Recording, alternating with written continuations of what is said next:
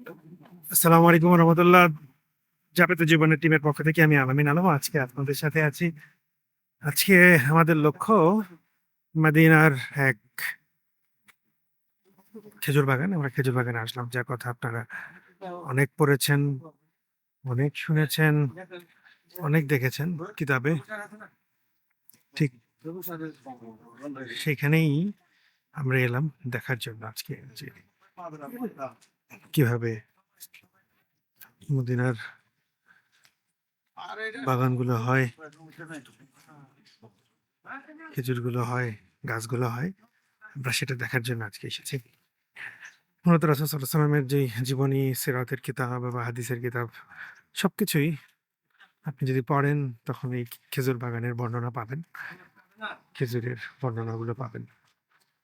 মূলত দেখার জন্য এসেছি, যদিও আমাদের যারা নিয়ে এসেছেন বা আসছেন তারা বাগানের ভেতরে একবারে কাউকে ঢোকার অনুমতি দেননি বা দিচ্ছেনও না। জাস্ট একটু দেখা খেজুর বাগানগুলো কেমন বা কিরকম অবস্থায় বা কি অবস্থায় আছে, এই যে অতটুকু। আর এখানে একটা সেলস সেন্টার আছে, তারা খেজুর বিক্রি করছে বা বিক্রি করে। অনেকেই খেজুর কিনছে বা কেনে বা কেনার চেষ্টা করে। আর মূলত এটাই হচ্ছে বাগান। আর এখানেই সবাই এসে বাগানগুলো দেখছে। আর আমাদের দেশের সাথে পার্থক্য আসলে অনেক। এখানের যে গাছগুলো, যদি এখন কোনো ফল নেই, ফল দেখা যাচ্ছে না, এই গাছের গোড়া আর এটা হচ্ছে গাছের মাথা, এখানে দেখা যাচ্ছে। যদি ভেতরে ঢুকতে পারতাম হয়তো বা আরো বেশি কিছু আপনাদেরকে দেখাতে পারতাম, যেহেতু আপাতত ভেতরে ঢোকা যাচ্ছে না। বা বাহির থেকে আপনাকে খেজুর গাছগুলো দেখাচ্ছি, কোনো ফল নেই, তো কিছু দেখানো যাচ্ছে না। এই সমস্ত খেজুর বাগানের ব্যাপারে যে বর্ণনাগুলো আছে, যে খেজুর বাগানের ছায়ায়, শীতল ছায়ায় একটু খেজুর খাওয়া, রাসূল আসলামের সেই বর্ণনা অসাধারণ বর্ণনা।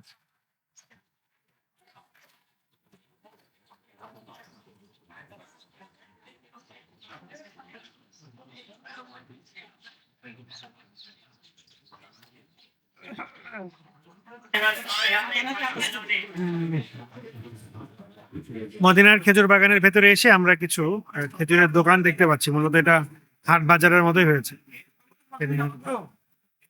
पचास का 3 किलो भाईजान पीर उस्मान हजरत उस्मान गनी के पास है। খেজুর দেখা যাচ্ছে, জুয়া, জুয়াকে দেখতে পাচ্ছি। পেছনে একটা মখরুম, انا صدق معي نص 100 انا مكسر لك قلبي ما يقدر يعني হাতে খেজুর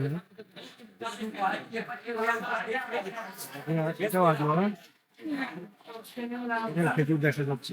আমরা যেটা খেজুর নেই, সেই খেজুরের এই দোকান যেখানে খেজুর বিক্রি হচ্ছে।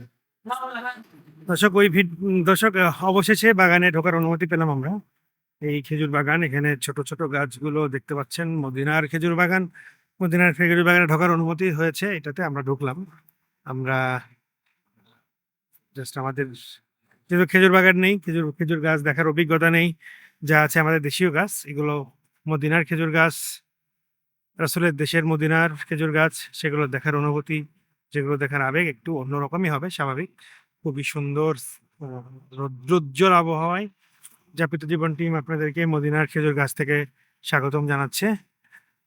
আশা করি আপনারা যারা দেখবেন ভিডিও বা দেখছেন তারা ইনশাআল্লাহ আসবেন, মদিনাতে আসবেন, খেজুর বাগানে যাবেন। রাসূল সাল্লাল্লাহু আলাইহি সাল্লামের স্মৃতি বিজড়িত বাগান, বিভিন্ন জায়গা, রাসূল সাল্লাল্লাহু আলাইহি সাল্লামের রওজা, রাসূল সাল্লাল্লাহু আলাইহি সাল্লাম যেখানে শুয়ে আছেন, আপনারা আসবেন, আপনাদের ভালো লাগাগুলো শেয়ার করবেন।